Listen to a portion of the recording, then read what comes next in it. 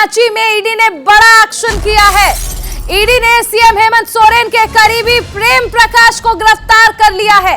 Money laundering और अवैध खनन मामले में यह गिरफ्तारी की गई है। ईडी ने प्रेम प्रकाश को रांची से गिरफ्तार किया है। कल से लगातार प्रेम प्रकाश के ठिकानों पर कार्रवाई की जा रही थी, छापेमारी हो रही थी। हरमू स्थित आवास से यहां तक कि 2 AK-47 राइफल्स भी बरामद की गई थी और इसके बाद लगातार आरोप लग रहे थे आखिर ये AK-47 राइफल आई कहां से। सीएम के करीबी के पास जो लगातार छापेमारी हो रही थी उसमें कई चौंकाने वाले खुलासे हुए हैं। बहरहाल ईडी ने गिरफ्तार कर लिया है प्रेम प्रकाश को। प्रेम प्रकाश के ठिकानों पर कार्रवाई लगातार जारी है। कमल कुमार रांची से हमारे सहयोगी हमारे साथ जुड़े हैं। कमल, एक बहुत बड़ी कार्रवाई ईडी के द्वारा की गई है प्रेम प्रकाश को गिरफ्तार करके।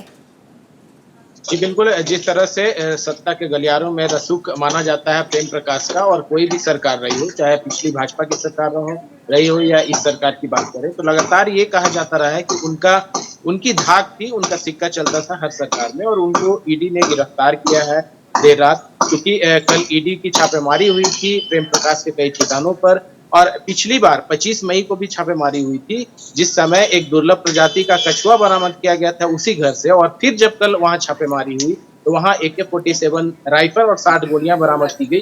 हालांकि इसको लेकर के पुलिस ने जो प्रेस विज्ञप्ति जारी की उसके आधार पर यह बताया गया कि ये सिक्योरिटी गार्ड जो अंगरक्षक होते हैं उनके राइफल हैं और बारिश की वजह से उनके द्वारा रखा गया था। लेकिन ये कोई तर्क सही नहीं लग रहा है, और लगातार विपक्ष और सत्ताधारी दल ये इसको लेकर के आमने सामने आ गए हैं।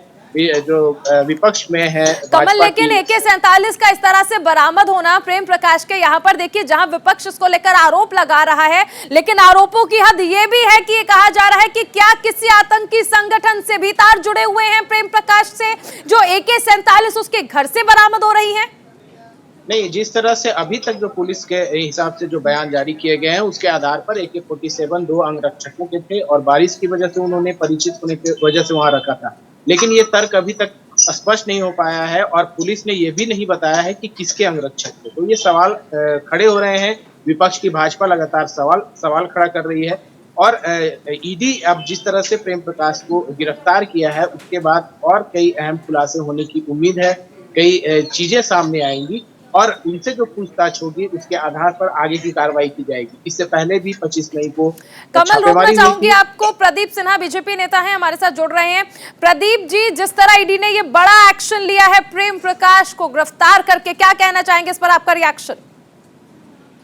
देखिए, निश्चित रूप से पिछले 2.5 सालों में जो सरकार चल रही है राज्य में, और जो संरक्षण मिला है कुछ ऐसे तत्वों को जो पावर ब्रोकर का काम करते हैं, आज वैसे लोगों के ऊपर से पर्दा हट रहा है।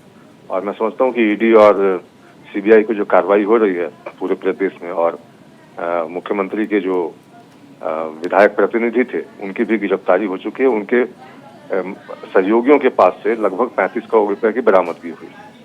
पूर्व में एक IAS अधिकारी पकड़ी गई थी, उनके पास से 19 करोड़ रुपए बरामद हुए। तो सरकार जवाब देने के बजाय भारतीय जनता पार्टी पर ही आरोप लगाती है कि सरकार हमारे खिलाफ षड्यंत्र कर रही है और सरकार चलाने में परेशान करना चाहती है। लेकिन मुख्यमंत्री जी को यह बताना चाहिए कि ऐसे लोग आखिर किस तरह से अपना कुनबा समृद्ध हो इसकी चिंता में लगे थे। मुख्यमंत्री के प्रेस एडवाइजर तक से पूछताछ ईडी ने की है, उनकी भी किसी समय भी गिरफ्तारी हो सकती है। प्रदीप जी, आपको रोकना चाहूंगी। राजीव रंजन जी भी हमारे साथ जुड़ गए हैं कांग्रेस से। राजीव जी, ये देखिए किस तरह से गिरफ्तारी की गई है, इस गिरफ्तारी पर सबसे पहले आपका रिएक्शन लेना चाहेंगे। देखिए, जो गलत करेगा उसकी गिरफ्तारी होगी। पहले तो मैं सुन रहा था, मुझे जब जोड़ा गया जी, तो कम से कम भारतीय जनता पार्टी के नेता को जानकारी प्रेस को अगर देना है तो कुछ सही जानकारी देना चाहिए। 17 करोड़ रुपए बरामदगी को 19 करोड़ रुपए नहीं बताना चाहिए। प्रदीप जी इस बात को करेक्ट कर लें। जी राजीव जी, इस गिरफ्तारी पर क्या कहना चाहेंगे आप? क्योंकि देखिए सबसे अहम चीज है पावर ब्रोकर जिन्हें कहा जाता था वो अब सरकार में पावर ब्रेकर बन जाएंगे। प्रदीप जी, आपका रिएक्शन? जी, राजीव रंजन जी ने मुझे करेक्ट करने की कोशिश की। मैंने 19 करोड़ रुपए बताए, पूजा सिंघल के पास से बरामद हुए थे, जो उनके CA थे उनके यहाँ से 17 करोड़। और जो अब तक खबरें हैं उसके अनुसार ठीक है, आपने बता दिया, ओके, 17-19 के चक्कर में नहीं पड़ेंगे, लेकिन गलत पैसों की बरामदगी हुई, इस बात को आप स्वीकार कर रहे हैं। तो आखिर सरकार को बताना चाहिए कि 2.5 वर्षों में जो कुछ उनके नाक के नीचे हो रहा है, तो उनके कान तक एक खबर क्यों नहीं पहुंची? जाहिर तौर पर उनका इंटेलिजेंस फेल्योर है और जो सूचना तंत्र है उनकी इतनी कमजोर है कि अगर उन तक बात नहीं पहुंचने दी जा रही है, तो वैसे लोग जो ये बाधक बने हुए हैं कि मुख्यमंत्री तक सही बातें न पहुंचे और सरकार की छवि खराब करने का आरोप हम पर जो लगाया जाता है, तो वैसे लोगों के खिलाफ मुख्यमंत्री को कठोर कार्रवाई करने की आवश्यकता है।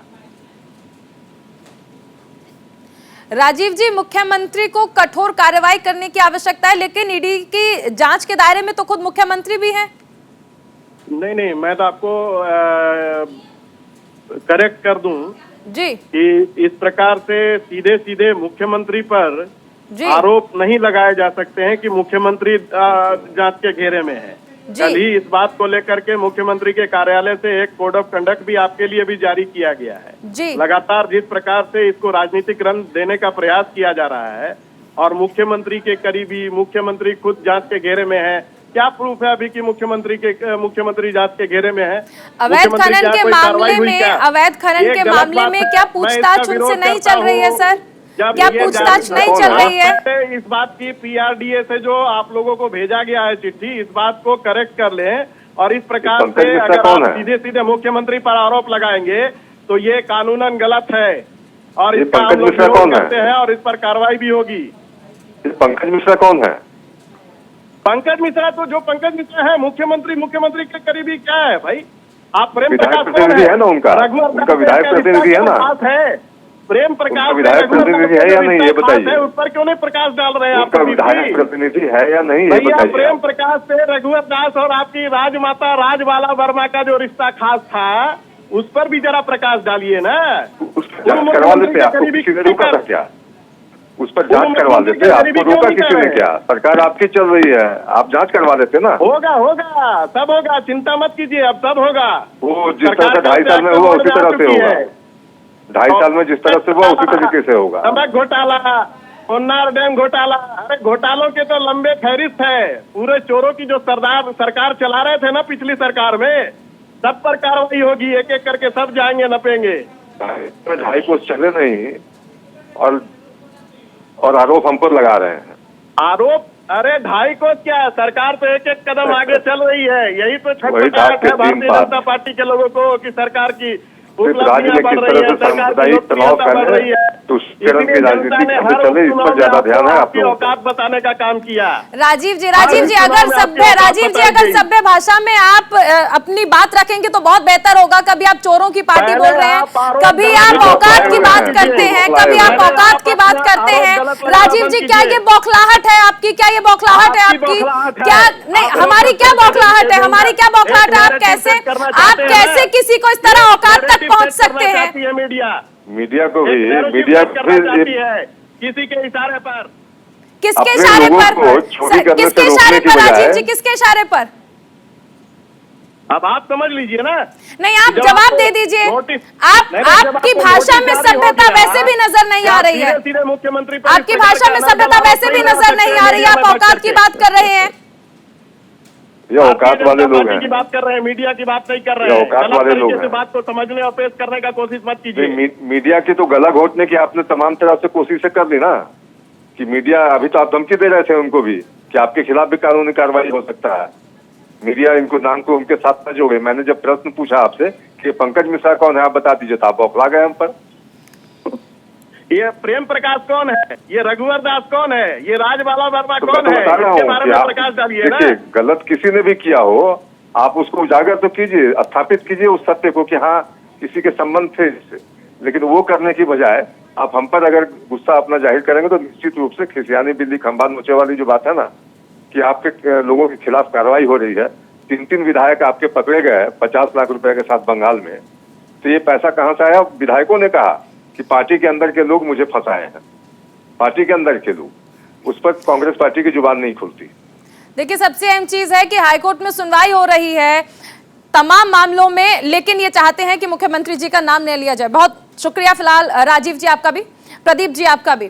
कमल आपके पास लौटना चाहेंगे। देखिए यहाँ तो राजनीति हो रही है, लेकिन सबसे अहम चीज है कि जिस तरह से सवालों के घेरे में है इस वक्त झारखंड सरकार, उसे भी नजरअंदाज नहीं किया जा सकता है।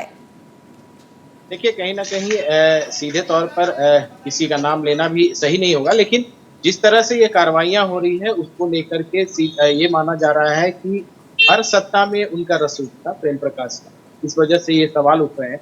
लेकिन अब गिरफ्तारी हुई है, उसके बाद जो भी ईडी के सामने वो अपनी बातों को रखते हैं उसमें यह साफ हो पाएगा कि क्या कुछ चल रहा था और आगे क्या कुछ कार्रवाई होती है। तो अब ये देखने वाली बात होगी कि पूछताछ में क्या कुछ सामने निकल कर आता है। लेकिन फिलहाल अभी उनकी गिरफ्तारी के बाद उन्हें ईडी के कार्यालय ले जाया जाएगा, वहां से फिर मेडिकल के लिए ले जाया जाएगा सदर अस्पताल, और उसके बाद फिर हो सकता है कोर्ट में पेशी के बाद रिमांड पर लिया जाए। तो आगे की कार्रवाई जो होती है वो देखने वाली है। चलिए, बहुत शुक्रिया कमल इस तमाम जानकारी के लिए।